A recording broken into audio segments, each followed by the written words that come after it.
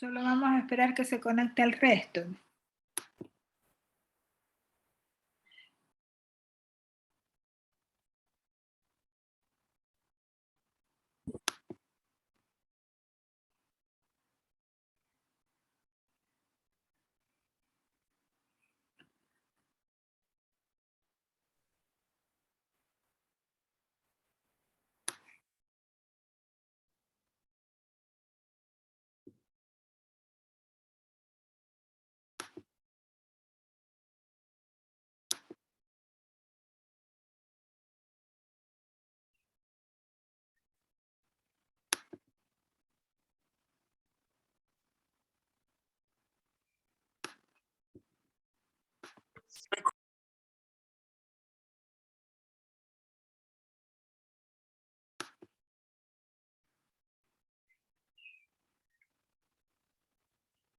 Bueno, esperemos que se conecten pronto sus compañeros. Recuerden que la asistencia, el punto de asistencia es por ambas conexiones, ¿sí? No solamente por una.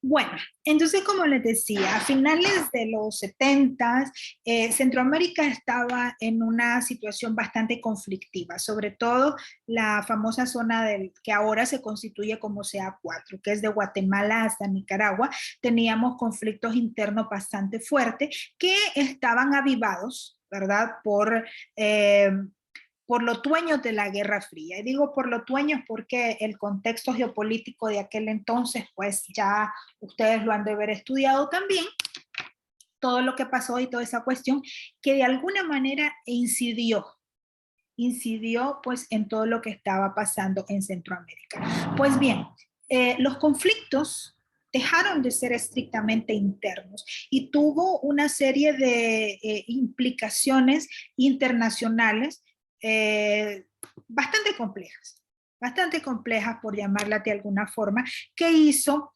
que en definitiva en, la comunidad internacional se interesara en lo que estaba sucediendo en Centroamérica, se interesara en la intervención que otros países estaban teniendo aquí en Centroamérica, ¿verdad? Entonces, existió una serie de grupos, de países, amigos de la comunidad internacional que a través de lo que es el uso de los buenos oficios, eh, intervinieron de alguna manera para que dentro de la regionalización, ¿verdad?, existiera o se trabajara en la búsqueda de un proceso de pacificación. Y entonces es así como nace primero el grupo de contadora, ¿verdad? Debido precisamente a estos conflictos que mantenían un foco de tensión internacional bastante fuerte, pues, y que se peleaba con aquellos intereses que los mismos estados habíamos adquirido, ¿verdad? Los compromisos que habíamos adquirido a través de la firma de la Carta de San Francisco, ¿verdad? Entonces, el interés de estos grupos era precisamente colaborar a que los diferentes grupos que estaban participando en el conflicto buscaran una forma de armonía pacífica, ¿verdad? El proceso de contadora, los amigos del grupo de contadora, el proceso de Esquipulas 1 y 2 fueron procesos trascendentales que ayudaron a construir, ¿verdad? No solamente el proceso de pacificación, sino que además nos ayudaron a consolidar, ¿verdad?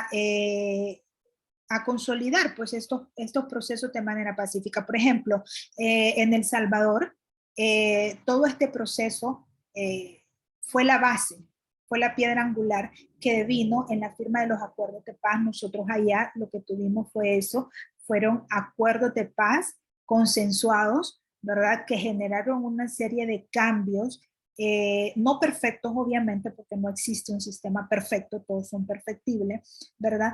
Pero que ayudó al cese al fuego, ayudó a empezar a reconstruir la economía, ayudó a que un grupo beligerante como el FMLN se integrara a la vida democrática, se integrara a la vida política, ¿verdad? Democratizamos nuevamente, cambiamos nuestra constitución adaptada a los tiempos, etcétera, etcétera. Fue un proceso en mucho positivo, ¿verdad? Y todo eso tuvo su base en ese proceso de pacificación que empezó con Contadora, que empezó con Esquipulas 1 y 2 y que vino a dejar instrumentos sumamente valiosos que sentaron las bases para todo lo que ahora nosotros tenemos en nuestro camino, en nuestro proceso.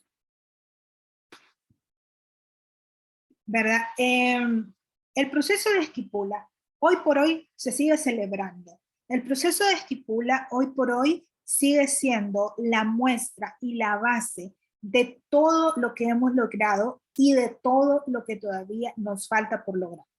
El texto de Esquipula 2, si ustedes tienen la oportunidad de leerlo, se los recomiendo, léanlo. Son solamente 11 artículos. No es ni siquiera un documento largo, pero en 11 artículos nosotros creamos, o sea, dejamos todo lo que es la base dogmática, que no solamente nos sirvió a nosotros de base para la construcción de un protocolo de Tegucigalpa, sino que además deja claramente expresado cuál es el deseo de una Centroamérica por trabajar unida, cuál es el deseo de una Centroamérica por alcanzar esa paz que tanta sangre nos había costado ya, ¿verdad? Entonces ese fue un logro de Esquipula que hoy por hoy sigue teniendo vigencia y nos sigue recordando que todavía estamos bastante verdes en alcanzar muchos de los objetivos y que necesitamos abonar todo eso, ¿verdad? Para poder seguir caminando en la construcción de una Centroamérica de paz, libertad, democracia y desarrollo, como lo dicen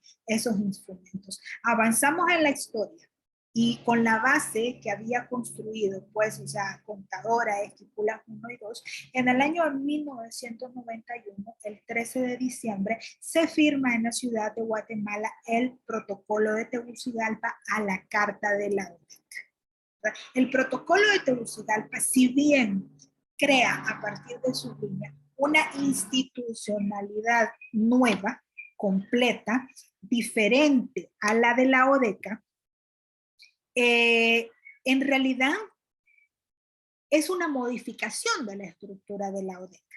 ¿Ya? Nosotros que ya vimos derecho internacional público, que ya vimos los diferentes tratados que existen, ¿verdad? Nosotros sabemos que cuando hablamos de un protocolo, nosotros estamos hablando de una modificación a un tratado original.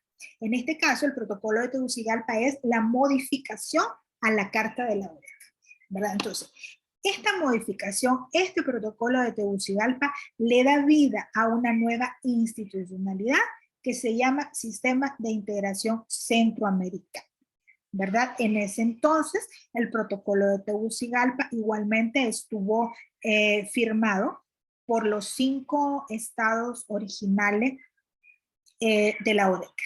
Después, pues se han ido adicionando, adhiriendo el resto de países y actualmente, pues el SICA está conformado por 8 estados, incluyendo Panamá, Belice y República Dominicana, ¿verdad?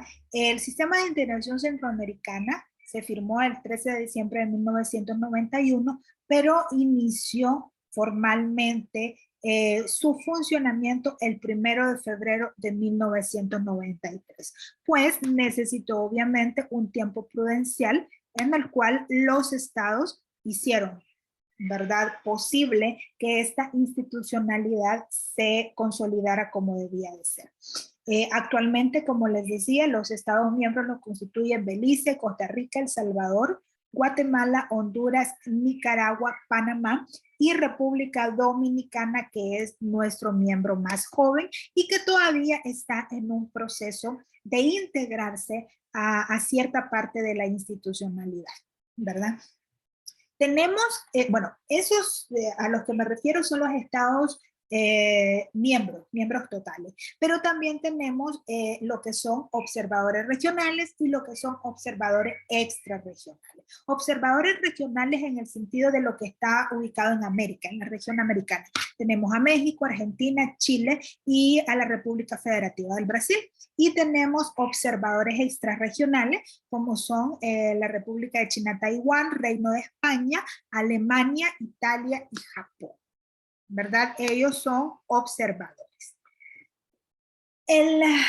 A ver, un sistema es una estructura enorme, es una estructura compleja, que para dar cumplimiento a cada uno de sus objetivos se necesita, ¿verdad?, crear un subsistema o una derivación del sistema original que permita trabajar de manera puntual y específica sobre esa rama que vamos a desarrollar.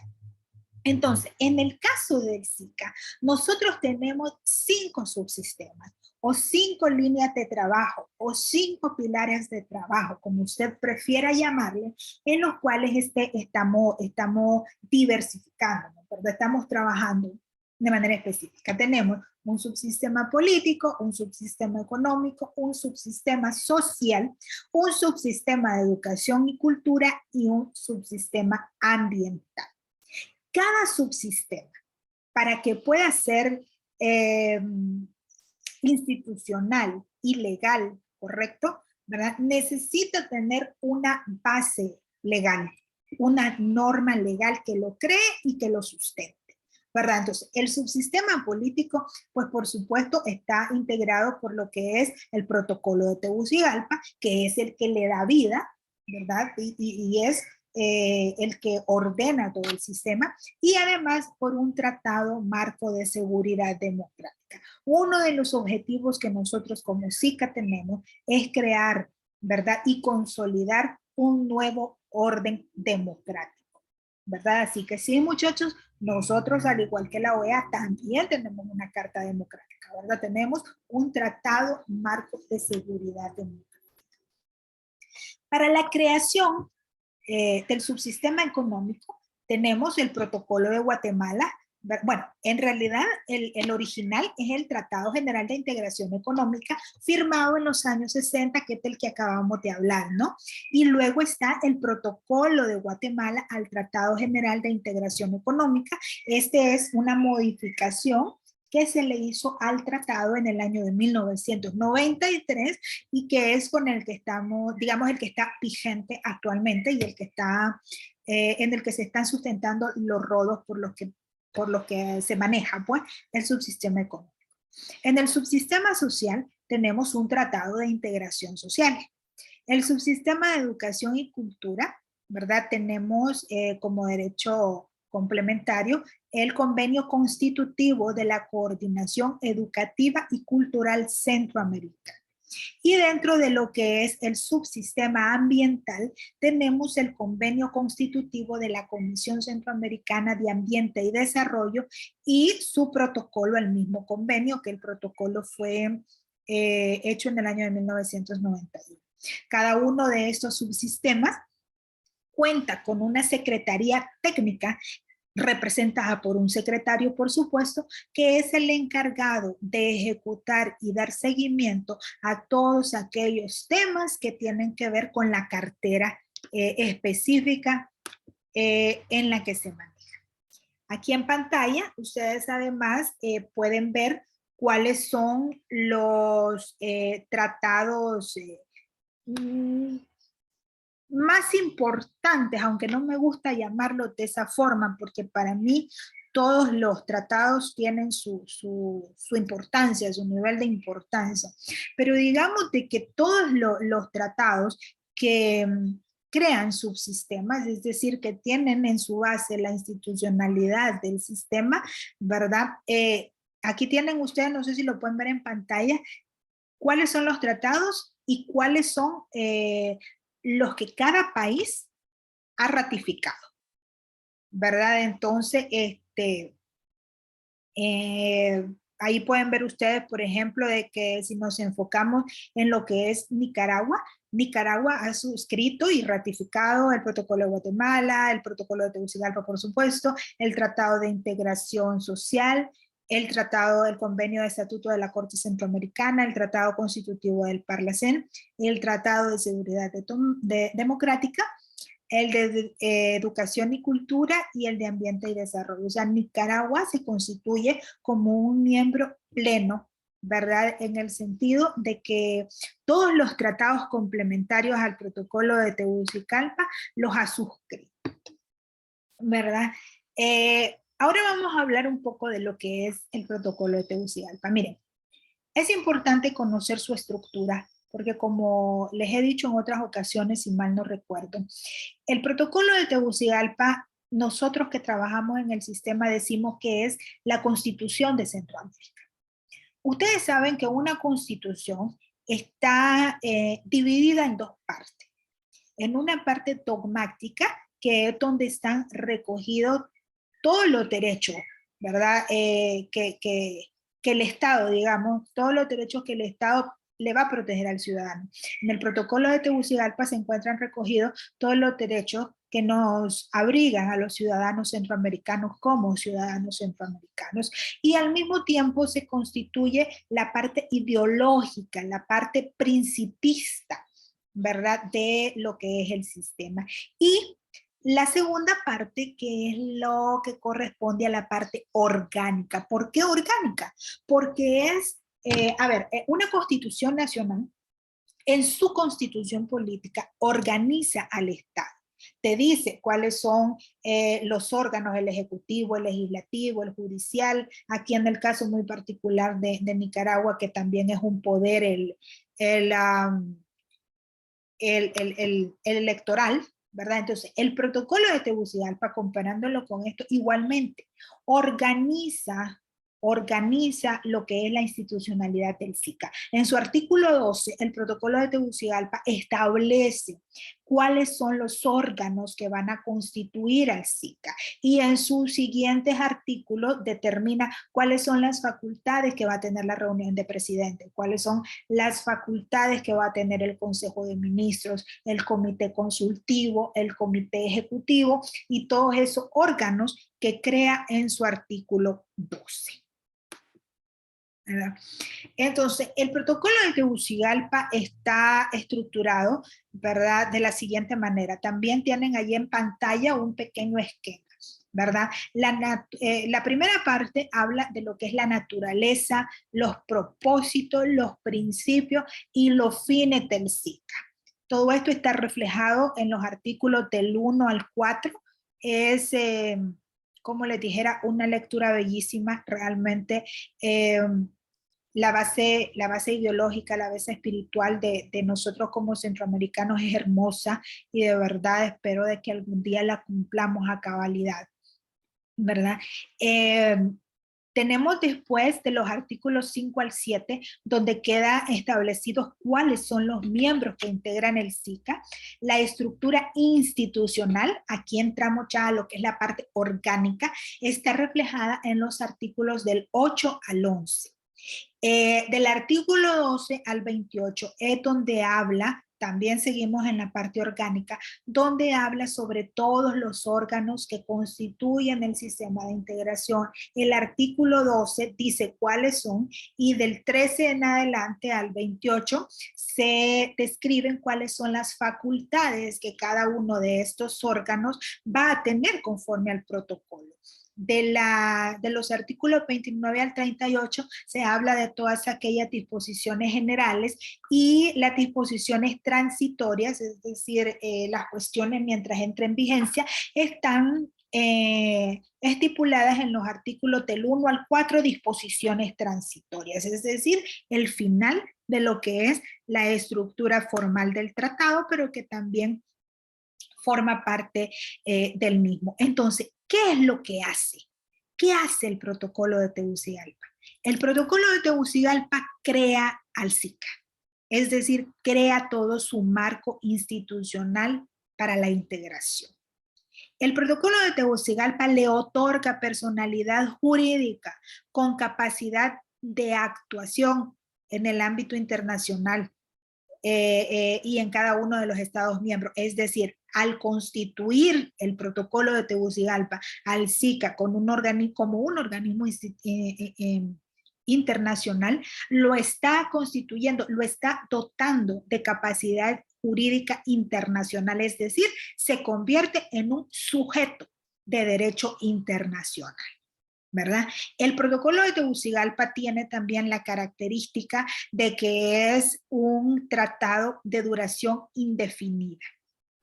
Es decir, no tiene una vigencia límite, es de carácter indefinido, no admite reservas y esta también fue una negociación muy importante que se alcanzó, ¿verdad? En el sentido de que consideraban de que al admitir, si se hubieran admitido reservas en este sentido, le estábamos quitando la contundencia que se necesitaba para sacar a Centroamérica de la oscuridad que se venía teniendo con todos esos problemas civiles, ¿verdad? Y se le quitaba la contundencia para poder entrar a ese proceso ya de paz, ya de pacificación y todo eso. Entonces, en el momento en que se firmó en 1991, quedó abierto para la adhesión de Belice y Panamá. Y pues nuestro miembro más nuevo, como les decía anteriormente, República Dominicana, que ya se constituyó como un miembro pleno. Actualmente el protocolo de Tegucigalpa está vigente para los 8 estados partes, ¿verdad? Eso es el protocolo de Tegucigalpa. La parte dogmática, muchachos, el artículo 3 y el artículo 4 del protocolo de Tegucigalpa, de verdad es hermoso. El artículo 3 dice literal, el sistema de la integración centroamericana tiene por objetivo fundamental la realización de la integración de Centroamérica para constituirla como región de paz, libertad, democracia y desarrollo. Eso es lo que buscamos. ¿A través de qué? A través de la integración. ¿Cómo queremos alcanzar eso? Ahí viene. Esa respuesta también nos la da el protocolo de Tegucigalpa, ¿verdad? La forma en que lo aplicamos, esos son otros 5 pesos, son otras cuestiones, pero las herramientas también nos las da el protocolo de Tegucigalpa. Dice, ¿cómo queremos alcanzar la paz? A través del establecimiento de un nuevo modelo de seguridad democrática. ¿Cómo queremos alcanzar la libertad? A través de un régimen de libertad que asegure el desarrollo tanto del individuo como de la sociedad. ¿Cómo queremos alcanzar la democracia? A través del sufragio universal, libre y secreto, y sobre todo del irrestricto respeto a los derechos humanos. ¿Cómo queremos alcanzar el desarrollo?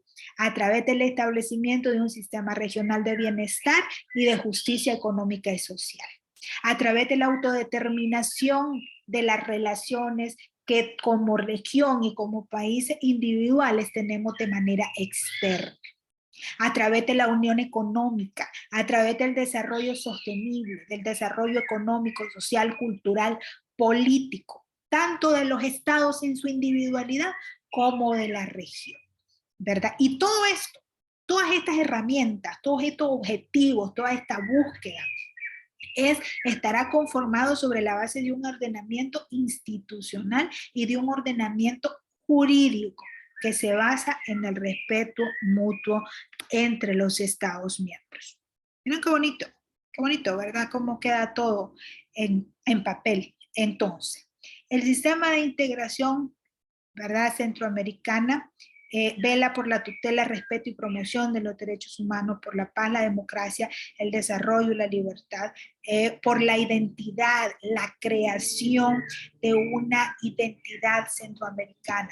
Fíjense ustedes que desde los años 90, desde finales de los años 90, existe un proyecto impulsado por el Parlamento Centroamericano sobre ciudadanía centroamericana, que implicaría, ¿verdad?, que a estas alturas, si se hubiese logrado consolidar, a estas alturas nosotros como ciudadanos centroamericanos tuviéramos la libertad de poder trabajar sin mayores restricciones en cualquier país de Centroamérica, tuviéramos la libertad de que nuestros sistemas de salud estuvieran integrados, ¿verdad? De que nuestros sistemas de pensiones fueran integrados y funcionales, es decir, que yo pudiera trabajar en El Salvador, Guatemala y aportar a un sistema de salud común, a un sistema de pensiones común que me permitiera elegir a dónde yo me quiero jubilar, etcétera, etcétera, etcétera, ¿verdad? Pero pues lastimosamente ese proyecto ambicioso y muy importante, pues nunca vio la luz. La estructura institucional, ¿verdad? De lo que es el sistema de integración, modifica la estructura original que tenía la ODECA, que la vimos al principio, ¿verdad? La modifica y crea nuevos órganos, crea nuevas instituciones, ¿verdad? Estas instituciones que crea el SICA gozan de autonomía funcional, algo que no tenían las instituciones que se crearon en el marco de la ODECA. ¿Por qué? Porque la ODECA era de carácter intergubernamental. En el caso nuestro, como tenemos un carácter comunitario, nuestras instituciones gozan de autonomía funcional, ¿verdad? El sistema de integración necesita para todo su funcionamiento una coherente coordinación intersectorial, es decir, el subsistema económico necesita de todos los beneficios del subsistema social para poder trabajar con integridad, es decir, un mercado no puede trabajar con funcionabilidad cuando el sistema sociopolítico de la región no está funcionando debidamente. Por supuesto que se va a reflejar en el mercado y así, ¿verdad? Por eso necesita lo que es la coherencia y la coordinación intersectorial, ¿verdad? El sistema de integración busca alcanzar y sobre todo garantizar el desarrollo equilibrado y armónico de los diferentes sectores de la sociedad centroamericana, ¿verdad? Del económico, social, político, medioambiental, etcétera. Todo eso, por supuesto, basado en el desarrollo y la protección que se manifiestan dogmáticamente en los artículos 3 y 4 del protocolo de Tegucigalpa. ¿Cuáles son los órganos que integran al SICA? Bueno, en el artículo 12 están descritos, ¿verdad? Y en los artículos subsiguientes están determinadas cuáles son las facultades de cada uno, ¿verdad? La reunión de presidentes pues se constituye como el máximo órgano, está representada por el presidente constitucionalmente electo de cada uno de los estados miembros y son los que toman las decisiones, ¿verdad? Dentro de lo que es el sistema, es decir, son los que tienen a su cargo el hecho de que el sistema camine, se detenga, vaya para atrás, lo que sea. La reunión de presidentes.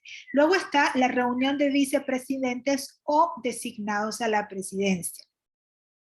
También está el Consejo de Ministros. El Consejo de Ministros se constituye como uno solo, pero se subdivide en los ministros intersectoriales, es decir, existen 19 estructuras dentro de lo que es el Consejo de Ministros, empezando por el Consejo de Ministros de Relaciones Exteriores, es decir, la reunión de cancilleres, la famosa reunión de cancilleres que nosotros últimamente hemos oído mencionar, ¿verdad? Bastante. Que son los encargados, algo así como de ser los secretarios de la reunión de presidentes. ¿Verdad? Ustedes saben que dentro de la estructura nacional el canciller es algo así como el secretario de Estado del gobierno. Entonces, por lógica, el Consejo de Ministros de Relaciones Exteriores se constituye como el secretario de Estado, digamos, de la reunión de presidentes, o sea, de todos los presidentes. Y son los encargados de filtrar todo lo que va a llegar hacia la reunión de presidentes. Es decir, todo lo que va a llegar a la reunión de presidentes primero pasa por el Consejo de Ministros de Relaciones Exteriores, que son los que detienen o dan el paso. Y luego la decisión ya la toma el Consejo de la reunión de presidentes. Bueno, otro órgano, bueno, y aparte del Consejo de Ministros de Relaciones Exteriores están las subdivisiones, las 19 subdivisiones de los consejos intersectoriales. Entonces tenemos un Consejo de Ministros de Salud, un Consejo de Ministros de Economía, un Consejo de Ministros de Educación, un Consejo de Ministros de la Mujer, etcétera, etcétera. Son 19. Otro órgano del SICA lo constituye el Comité Ejecutivo. Miren, el Comité Ejecutivo aquí en Centroamérica estuvo pensado en un primer momento hacer el mismo órgano, o sea, es decir, con las mismas facultades que la Comisión Europea. Pero si ustedes vienen ahora y agarran a analizar a la Comisión Europea y al Consejo de Ministros, no le van a encontrar similitud en nada, ¿verdad? Porque la fuerza que tiene la Comisión Europea, el Comité Ejecutivo aquí está lejos de tenerla y más bien se ha convertido en un órgano de representación estrictamente gubernamental, ¿verdad? Que tiene representantes elegidos por las cancillerías de los estados y que pues tienen una participación que debería ser muchísimo más fuerte de lo que en realidad es. La Secretaría General del Sistema, ¿verdad? Es la Secretaría Técnica. De hecho, la Secretaría General es la que tiene, según el protocolo de Tegucigalpa, la representación del sistema. Sin embargo, hay ciertas facultades que debería cumplirla, pero no lo hace. Un ejemplo, cuando se firma un tratado de región a región, como por ejemplo sería el DERE-CAFTA o el ADA, el acuerdo de asociación, ¿verdad? Estos, por ser de región a región, en teoría debería firmarlos el secretario general como representante del sistema. Sin embargo, a pesar de ser acuerdos regionales, es decir, de región a región, estos acuerdos se negociaron en su mayoría, no en su totalidad, en su mayoría de manera bilateral en cada uno de los estados y fueron firmados, ¿por qué? Por los presidentes. Entonces, ¿verdad? Esas son algunas de las inconsistencias que existen dentro de nuestro sistema. Pero bueno, el secretario general representa, el secretario general, bueno, más adelante vamos a ver cuáles son las facultades de cada uno. El comité consultivo, señores, es la representación de la sociedad civil organizada dentro de lo que es el SICA, ¿verdad? Y está integrada por diferentes asociaciones centroamericanas, es decir, hay representación empresarial, hay representación académica, hay representación sindical, hay representación de diferente tipo, es decir, organizaciones civiles debidamente establecidas, debidamente organizadas, ¿verdad? Que tienen representación en más de 4 países, ¿verdad? Pueden solicitar su ingreso como comité consultivo. Esto significa de que cuando se está creando norma o se está creando algún tipo de directriz que va a afectar cualquier tema relacionado, entonces existe una consulta civil a través del comité consultivo. Es donde se le pregunta a la sociedad centroamericana sobre tal o cual medida. Y estas instituciones presentan sus estudios completos, ¿verdad? Para que se vea toda la perspectiva. También forma parte de los órganos del SICA el Parlamento Centroamericano. El Parlamento Centroamericano, la otra semana vamos a ver un poco de eso, tiene sus inicios anteriores a lo que es el protocolo de Tegucigalpa, porque el tratado constitutivo del Parlamento se firmó antes que el protocolo de Tegucigalpa, y el Parlamento fue una institución muy importante en el proceso de pacificación, porque se constituyó como un órgano de planteamiento, análisis y recomendación, es el órgano político y además democrático. Miren, o sea, el Parlamento Centroamericano es el único órgano verdaderamente democrático que tiene el sistema, porque los diputados al Parlamento Centroamericano, usted y yo los elegimos en las urnas, y entonces eso le da representatividad democrática. Sin embargo, paradójicamente, ¿verdad? La reunión de presidentes, es decir, nuestros mismos estados, se han negado a otorgarle mayores facultades o facultades vinculantes. Y realmente les digo, existe mucha crítica a lo que es el Parlamento Centroamericano, pero realmente el Parlamento ha hecho mucho por Centroamérica, pero nunca va a tener el reconocimiento directo. ¿Por qué? Porque quienes toman las decisiones es la reunión de presidentes, no es el Parlamento.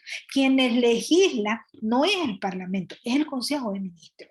Pero entonces sus facultades son limitadas y son facultades que no toman decisiones, ¿verdad? Entonces, bueno, esa es una cuestión que vamos a hablar la otra semana. Y también el otro órgano, el órgano jurisdiccional del sistema, que lo constituye la Corte Centroamericana de Justicia. La Corte Centroamericana de Justicia es una institución supranacional, ¿verdad?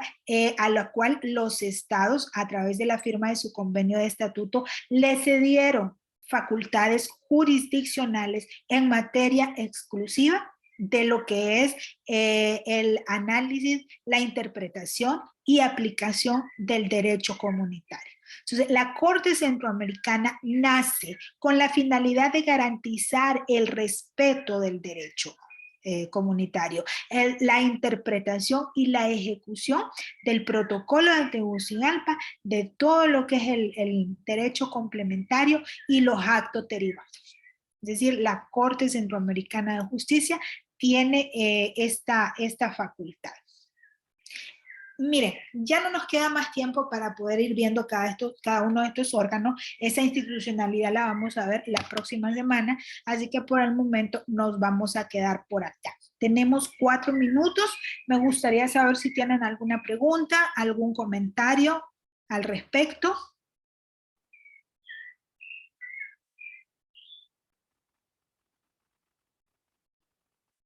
Todavía tengo gente conectada o estaba hablando solo. Ajá. A ver. Entonces, fíjese que analizando todo lo que usted dice, nosotros como SICA tenemos todas las herramientas. Usted hablaba a un inicio que nos dice cómo hacerlo, cómo lograr esa integración. Sí, señor. Entonces, ¿usted creería, profesora, que una decisión bastante importante para que lleváramos a cabo esta tan soñada integración de la que se habla desde tiempos inmemoriales, desde que se fundó como Federación Centroamérica, brindarle, al igual que la Organización Europea, brindarle ¿cómo es que se llama? Extraterritorial al SICA?